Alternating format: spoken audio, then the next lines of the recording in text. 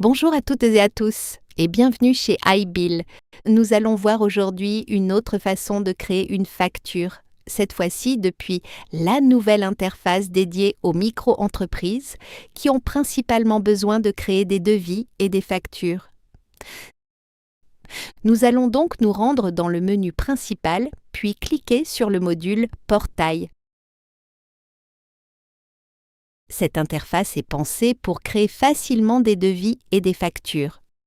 Nous avons maintenant une vue globale sur les devis, les commandes clients et les factures. Nous avons aussi des raccourcis avec des compteurs, les devis en brouillon ou en attente de validation par le client, les commandes, c'est-à-dire les devis validés, les factures brouillons et les factures en attente de paiement. Dans le processus normal recommandé, nous devons d'abord créer un devis. Le devis est ensuite transformé en commande client, idéalement après signature.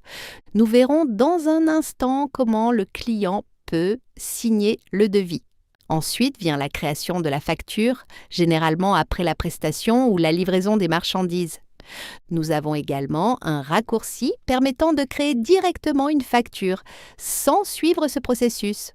Nous allons commencer par la création d'un devis. En cliquant sur « Devis », nous accédons à une page permettant d'afficher les devis créés mais pas encore validés.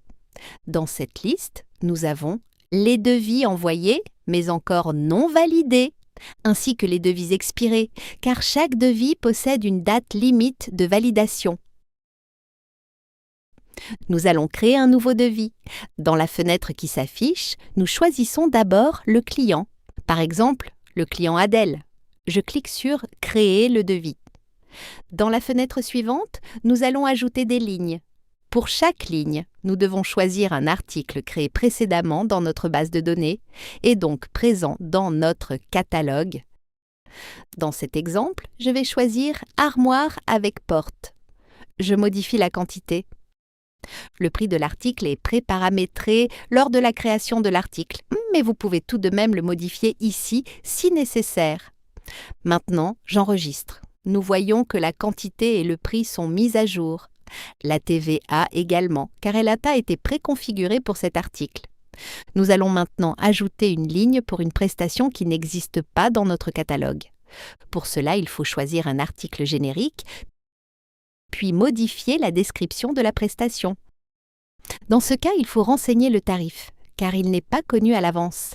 La taxe est normalement préparamétrée dans l'article, mais nous pouvons tout de même la sélectionner ici. Maintenant, j'enregistre pour ajouter cette ligne. À partir de ce moment, je peux fermer l'édition pour enregistrer le brouillon et y revenir plus tard pour d'éventuelles modifications. Je peux également l'envoyer directement au client pour validation. Une fois toutes les modifications terminées, je peux envoyer le devis au client. J'obtiens alors une confirmation d'envoi. Je vais maintenant me connecter au compte de simulation créé pour cette formation afin de vous montrer comment le client peut valider le devis depuis l'email reçu. Je vois le mail reçu. Je clique dessus pour afficher son contenu. Un bouton indique au client qu'il peut signer le devis. Je vais simuler la signature par le client. Pour ce devis, j'ai laissé les paramètres par défaut, qui exigent également un paiement pour valider le devis. Je vais donc simuler un paiement. Je retourne maintenant dans l'espace vendeur pour voir le nouveau statut. Le devis s'est déplacé dans les commandes, car il a été validé par le client. À partir de cette commande, je peux maintenant créer une facture. Si nous souhaitons modifier la quantité, par exemple dans le cas d'une livraison partielle, nous pouvons changer la quantité ici, puis cliquer sur « OK » pour mettre à jour. Je valide la facture. Nous voyons maintenant la facture créée avec le statut « Payé », car le client a payé le devis avant même de recevoir la facture. Nous allons maintenant créer un deuxième devis sans exiger un paiement. Comme tout à l'heure, je choisis un article. Dans cet exemple, je vais modifier le tarif.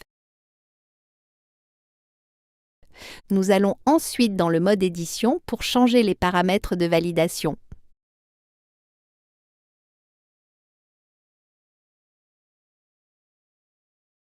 Pour ce devis, je vais décocher le paiement en ligne afin d'exiger uniquement une signature pour la validation. J'enregistre en cliquant sur ce bouton. Je reviens ensuite en arrière pour afficher le devis dans le nouvel espace. J'envoie maintenant le devis au client. Nous allons ensuite nous rendre dans la messagerie du client pour voir les actions qu'il peut effectuer. Supposons que le client souhaite modifier la quantité, il peut envoyer un commentaire au vendeur directement depuis le devis.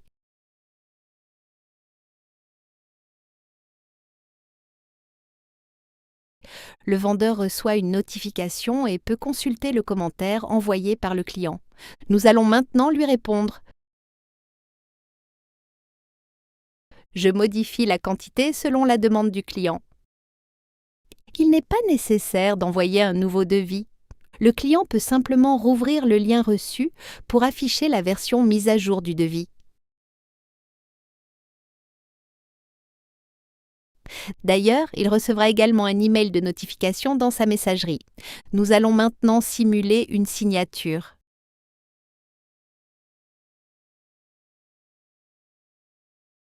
Je vérifie ensuite depuis l'espace vendeur. Le devis est maintenant passé dans les commandes. Je peux voir que le devis a bien été signé par le client. Pour ce cas, je n'ai pas exigé de paiement à l'avance. Je peux donc créer une facture.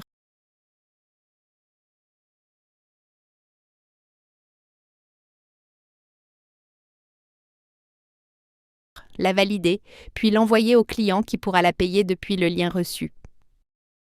Voilà, c'est tout pour cette vidéo. Je vous ajoute un petit bonus. Si vous préférez créer des factures depuis la nouvelle interface, vous pouvez vous rendre dans les paramètres de votre compte afin de cocher la case qui vous permettra d'être redirigé directement vers cette vue pour chaque nouvelle connexion. Merci et à bientôt.